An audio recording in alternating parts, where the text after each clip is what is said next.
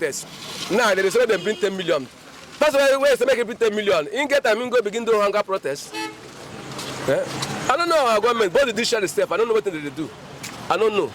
They charge people who protest 10 million. 10 million. That's the way they're hungry. Go protest saying they're hungry. In the hungry. 10 million. In get that kind of money, go begin protest. The town hall is different from blah blah blue. Blue blah blah. So when the president made that comment, I was not able to comprehend it. Okay. But at this time, I'm beginning to understand that statement. You understand Bulaba? Yes, I'm beginning to understand it. You know, that language sounds some kind of misleading. You understand? Yes. Yes, that is what we are experiencing now. The bala blue, we are experiencing it now in Nigeria. And the president promised us that we will experience it, and that is what we are experiencing now. But I want to say something concerning the NSAS protesters. End bad government protesters. Yes. End bad government protesters. You know, before the protest, I told you that the protest will not last long. And it will not. If I see a Nigeria president now with children, I'm ready to kill all of them. Because people are dying every day. You might not say anything about the fuel at all. You call yourself petrol minister. You call yourself president. What are you doing about it? Nothing. We are dying every day. Just look at everywhere now. Look at everywhere. See everywhere dry. Road this country. Road they empty. Everybody's using their leg. Why all this? Huh? My brother, Daddy, please. Hungry will keep people. Forgive and forget. I'm begging you. If the money I'm even looking for come up, Papa, Baba, you see what I will add. I will tell people that I will let the Nigerians to know that you are somebody. I'm begging you in the with the whole Nigerians. Use the mic. I'm begging you now, please forgive them. Make a way. Nigerians are suffering. I want you to say. Don't follow the big men. There are many people that have up to 100 million in their account. They will be commenting. There are some people today that don't have 15 naira. They are looking for a square meal they do not have. I'm begging you. Baba, you are the #1 cities. Forgive Nigerians. Forgive Nigerians. They are stupid. They don't know what they are doing, you know. They are just jumping. And you also use this media. I also use this media to thank you because my boss is not doing well. But after doing the protest for 10 days, nothing different. Rather, things are coming worse. Yeah. At least we can buy fuel before 800, 850. But after the protest, you can see that we can now buy fuel 900, 9 something. Everything scatter as if we have done the worst itself. They don't show any sympathy to the masses. They don't show any sympathy to the individual. Nothing proves that they are just trying to make the masses to be happy or to show that they are really leading a human being and not a cow. So some people are saying that if we know we shouldn't have protest. It seems that the protest was like a punishment to people that protest. I told you that the protest will not last long, and it will not yield any fruit. Whereby I know that Nigeria, the protest will not serve any purpose to anything, to aggravate anything or change anything. The only thing Nigeria needs is revolution. But it's quite unfortunate that some people are victims as well. And the government of the day, you know, in a civilized world, protest is right of every individual. It is their right.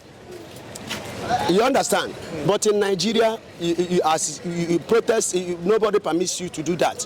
So these people now, they are bearing the brunt of coming out to ask the government for good governance. They are now the people who are being held in correctional centers, and the judge that handled the matter how to give a hefty bail condition. Yeah. Where would these boys, where would these girls, where would these innocent Nigerians get 10 million naira to come out? Where would they get shorties that will bring such money and building? So it's just the country we found ourselves. Nigeria can never get it right. This always, as a Nigeria, you always be careful. You understand? So these people are victims and more. If Nigeria would not get it right by revolutionizing Nigeria and its system, then we will always be victims of these circumstances. The president has been accused of impunity, using his power, and a lot of people say he's operating like a dictator. What is it for you, sir? You will not blame him. You will not blame him. He came through the back door, and he has always said it. And he said that nobody voted for him, and nobody brought his cover. You understand? Nobody added his victory. So you don't expect him to, come to, give you good governance. These are what you will see from people who came through the back door. And more of it, because if somebody will come out and say removal of subsidy, we are removing it overnight without anything put on ground to sustain the public or sustain the menace or the hunger in the land, then that person is a tyrant. Mr. Obuka, what do you suggest right now? Because Nigeria is at the edge right now. It's like we're at the edge, extreme end. Look at the cost of things in the market. Children just resume school. Oh yes. Like when you go out on the street of Nigeria, you don't see like students that are even heading for the school, because it seems like the parents cannot even afford to buy the amenities, essentials. Commodities. Where do we go from where? You said revolution. How do we pioneer that? Yes, let me tell you something. If Nigeria were to be a civilized state, or a state that have people who have a common interest, you will find out that by now we have been able to shut down Nigeria. We will shut down the schools, shut down the banking system, shut down everywhere. But you speak of shutting down everywhere. When part of the country is protesting, the Easterners say they are not. It's none of their concern. So how do we speak? We are not like one. No, we are. We are not one, because the issue is this: the Easterners, is not that they don't want to protest, but we are being targeted. Yes. They were being targeted, that in the sense that once they come out for protest, they will begin to kill them. They'll destroy the property. They have taken them as a second-class citizen. Yes. You remember the way the IPOB were treated, the way they were being shot at, the way they were being taken to prisons, the way they were being mauled, and their properties, their houses being burnt. It's just because of the fact that they came out and said, we want our own country. And the Nigerian government, in its mind, has refused to dialogue with them. And in return, they send down brimstone on them. So that is why the Easterners felt that because they have taken them as the second-class citizens, that they are targeted in this protest. And before now, they have been in a prolonged protest, agitation and protest. The Easterners, every Monday, go to any Eastern state, every Monday, you will see business as standstill, you will see vehicular movement as standstill, you will see human being as standstill. Nobody will come out. That is protest on its own. You understand? It's disobedience of civil rights. So for me, anybody who is telling you that Easterners, they don't want Nigeria to crumble, or they don't want the good for Nigeria, is lying. The issue is that we are being targeted. Okay, just imagine that during that bad governance protest, somebody was, inciting the Igbos in Lagos. You understand? So that is the problem we have, and we have learned our lesson. You can't be killing somebody every time you expect the person. Let me tell you, the Igbos, if they don't have Nigeria at hand, there is no way an Igbo man will go to Kaduna to build a house. There is no one Igbo man will go to Lagos to establish. There is no one Igbo man will go to Maiduguri to have a property. The Igbo is the one Nigeria you hear every day is the Igbos. So for you to say, or because of the fact that the Igbos did not come out for protests and bad governance protests, does not mean that the Igbos does not have the goodwill of Nigeria at heart. Okay, let's now go to what can the government do to salvage this situation? The government don't know what to do.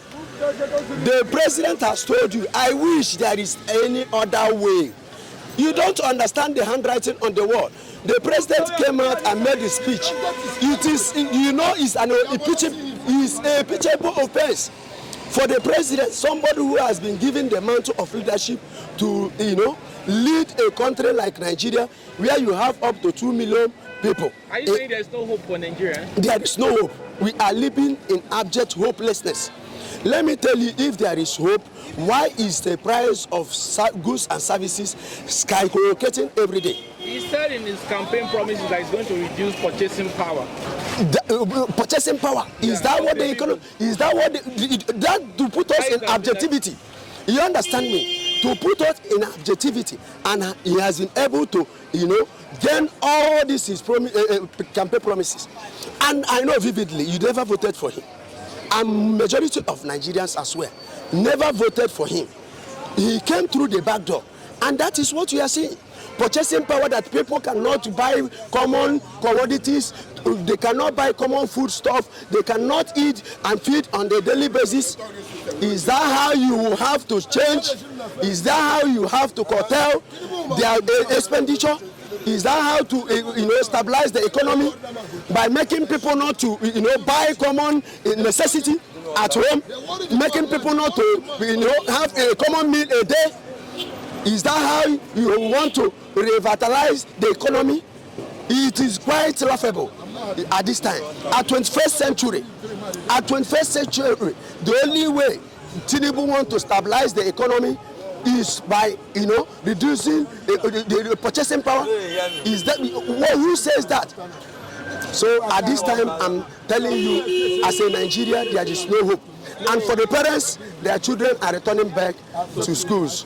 I pity them, because you don't expect the school authorities to take it easy with you, because also they are also experiencing what you're experiencing. You are the common minimum wage is 70,000 naira, and you as an earner, what will it prepare in your life? What change will it prepare in your life? And your family, you have a child of 2 to 3 or 4 children at home to train, and you are earning 70,000 naira. How will it take you? How will it take you to a month? For the time's sake, last word, what do you advise the president in 2 minutes? The problem is that